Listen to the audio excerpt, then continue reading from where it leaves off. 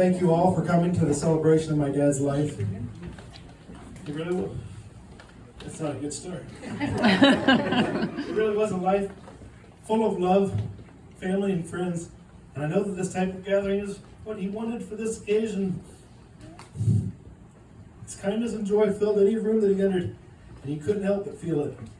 It was contagious. He was also a consummate storyteller. If you've ever met him at least once, I would bet you've heard at least one of his stories. So I'm going to tell a few of my favorite now, and then I'll offer the mic to anyone who would like to come and share their own. Either stories that he's told or stories about him. But first, a little history. He was born and raised in Champaign, where he lived on Market Street with his mom, Bona, dad, Floyd, and two older brothers, Keith and Dave. He was the baby of the family and was very proud of that title.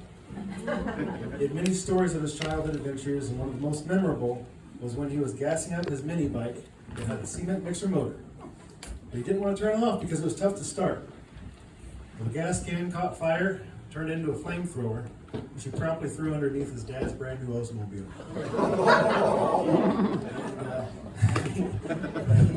He talked about his guardian angel showing up in an old station wagon with 2 fire extinguishers, not one. 2 fire extinguishers. He put out the entire fire in the garage and then chased the fire back into the can. All the wiring on his dad's car was destroyed, but luckily the car was saved. The real angel was actually my grandma, who came home and saved my dad from dying. He told me this story when I had wrecked his truck in high school as part of the reason he was sparing my life.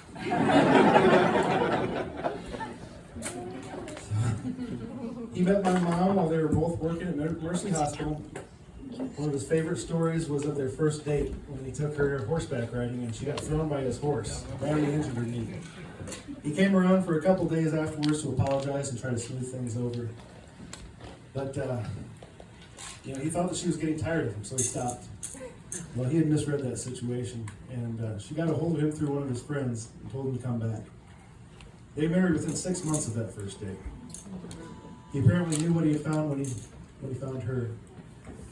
And it took some work to convince others that he was worthy of her hand in marriage, but I am sure glad that he put the work in to get that deal done. They eventually found this rundown shack in the country. It looked like it was going to fall down with a strong breeze, and they rebuilt that house from the ground up. And it turned into this home you see here where they raised Tony and me. And together they scrimped and saved, and built the farm that my dad had dreamt about since he was a boy. This place was his little piece of heaven, and there was nowhere in this world he would rather be. He loved having people out and be so happy that you're all here today. My dad taught me so much throughout my life. He taught me how to handle horses and how to ride before I was even in school. We went on horseback rides a lot and had a ton of fun together. One memorable ride was with my dad and Uncle Dave. I was riding behind Uncle Dave this time. We had gone out for a long ride. It was getting late. While we were galloping home in the dark, Dad and Uncle Dave had forgotten about an old barbed wire fence on our path. But the horse had not forgotten about that. So the horse stopped on a dime. Uncle Dave flipped forward and landed on his back. Luckily for him, I was holding onto his back for dear life and softened his fall. When they peeled me out of the ground, barbed wire ripped the butt out of my jeans. We got back to the barn and they told me to go back into the house and grab some beers and change my pants, but not to let Uncle Aunt Gail or my mom see. Of course I went in and they saw my pants first thing, and they were all in trouble, probably more them than me. He and my grandpa taught me how to fish, albeit poorly. We would go down to Bull Shoals and basically watch my grandpa catch fish. One of these fishing trips, we went out for a long day on the lake. I was getting bored and started whining about wanting to get out of the boat. But of course, we were not done fishing yet. So I noticed that the beer supply was getting low, and I volunteered to run into the cabin to fill the cooler. I went into the cabin and started talking to my mom and grandma, and after a few minutes, my grandma asked me where my dad and grandpa were. I told them they're still on the boat. They think I'm coming up here to get them beer, but I'm not going back.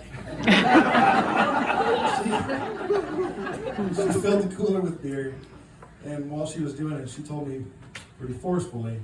We're only as good as our word. Without that, we're nothing. She said, your dad and grandpa would never tell you one thing and do another, and you're not going to do that either. She was right. My dad was always true to his word without exception. He said something, he was going to do it. He taught me the value of hard work at a very young age.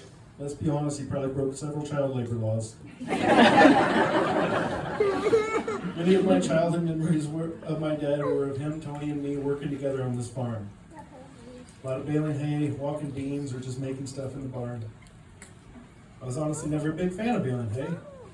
He told me after I moved out and he bought a round baler, every time we baled hay, he would have to kidnap me first thing in the morning and then again after every break he took because I had a way of sneaking off.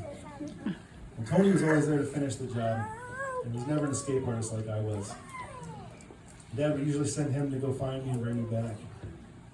As much as I fought it at the time, I'm so happy that he taught me the importance of taking pride in your work and providing the example that I've tried to follow in every job I've held. He told me just do it right the first time and you won't have to do it twice. He also tried to make work fun though. He always made up fun little games and competitions to try to keep us motivated. Sometimes it worked better than others. I never met a person so genuinely comfortable in his own skin. With him, what you saw was what you got. He wore his heart on his sleeve and you never had to guess what he was thinking. He taught me to be proud of who I truly am and never try to hide that. He also taught me to own my own mistakes, because that's the only way that you can learn from them. I can be confident that my dad would do the right thing in any situation, and if he did make a mistake, he was the first to admit to it. He showed me what it means to be a good husband and father, especially to a somewhat troubled teenage boy. He was firm when he needed to be, but he also made himself available emotionally, to provide the guidance and support that I needed. I really hope that I can remember that example when Penny and Ethan grow up and test my limits like I tested his. Most of all, he always made me feel loved. No matter the situation or how bad I messed up, I never questioned that. He loved Tony unconditionally as well, regardless of what was going on in our lives at the time. When Kate and I got married, that fatherly love was extended to her. He told me more than once how happy he was that I had found her and how good she was. That was one thing that we definitely could agree on. He cherished his grandchildren so much. He loved spending time with them and just snuggling them on his lap. Anytime he held his grandkids, he just absolutely glowed. My mom gave Penny one of her own iPads, and so she could call Noni and Nono anytime she wanted. She would call my dad nearly every day, and he answered the phone every single time. Half the time, she would just ramble on or toss the iPad under the rug and run away laughing. And he wouldn't hang up on her. He would just wait patiently and talk to her about whatever she wanted. I thought her calls might be getting annoying, so I offered to stop her from calling so much. But he said absolutely not.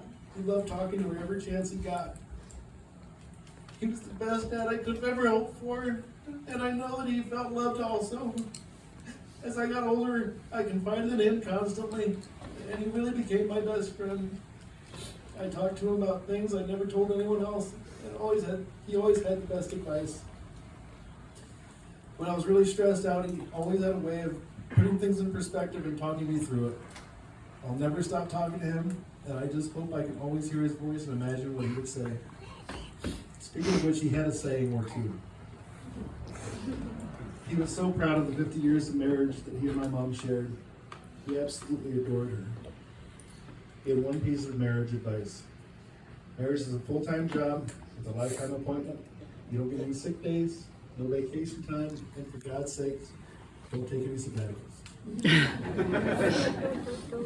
His favorite thing to have was nowhere to go and all day to get there. If you like something, he'd share it with you, and he'd tell you, do it until it feels good, then do it one more time. He was a very social person, and he had a few sayings about that. He said, you don't get off at your own party, don't expect anybody else to. My favorite for every time we hung out is at the parties today. Don't miss it. If nothing else is to move forward in your life the way that we all must, please remember that last one. The parties today, folks. Don't miss a chance to show those that you love how you feel. We all love you, Dad. Rest in peace. Amen. With that, anybody else?